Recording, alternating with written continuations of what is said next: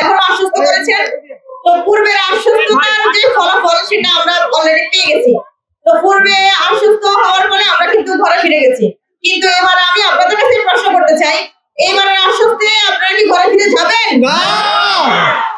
মাঠ ছাড়া যাবে না। শিব স্যারের নাম হচ্ছে আবুদায়ের মোহাম্মদ মাসুদ আলম। ওনার সাথে আমরা দেখা করি, ওনার সাথে অনেকক্ষণ কথা বলি। ওখানে গণশিক্ষা মন্ত্রণালয়ের মাসুদ আক্তার খানও ছিলেন, ওনার সাথে আমরা কথা বলি, তরিকুল স্যারের সাথেও কথা বলি। কথা বলার পরিপ্রেক্ষিতে তারা পূর্বে যেভাবে আমাদেরকে আশ্বস্ত করেছেন আজকেও সেম ওভাবে আশ্বস্ত করেছেন, যেটা হাইকোর্টের রায়। হাইকোর্টের রায় হলে যে একেবারে সবকিছু হয়ে গেছে সেরকম কিছু না, এরপরেও অপশন আছে। তারা সর্বোচ্চ লেভেলের চেষ্টা করে যাচ্ছেন, তারা সর্বোচ্চ লেভেলের চেষ্টা আগেও করেছেন, এখনো করেছেন। তারা আমাদেরকে এইভাবে বলেছেন যে আমরা কিন্তু আপনাদের দিকে তাকিয়েছিলাম না, আমরা আমাদের মতো করে আপিল করে ফেলেছি।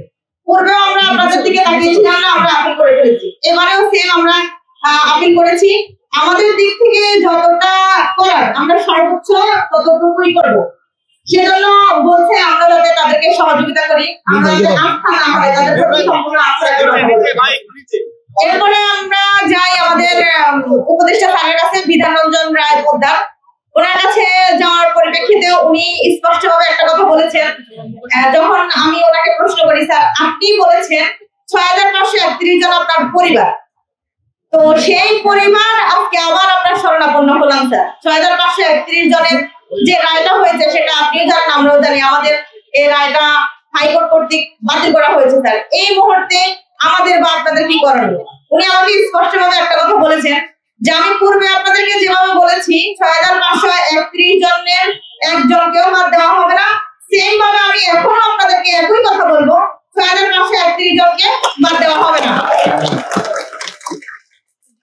তো স্যার যখন এই কথাটা বলেছেন, সেখানে আমি আবার নতুন করে স্যারকে কোনো কিছু তো বলতে পারি না, বা আমরা বলতে পারি না। শুধু স্যারকে এতটুকুই বলেছি, স্যার আপনার কাছে, আপনি আমাদের অভিভাবক, আপনার কাছে আমাদের একটাই রিকোয়েস্ট থাকবে লাস্ট, যে আইনি প্রক্রিয়াটা যাতে অতি দ্রুত সমাধান করা হয়।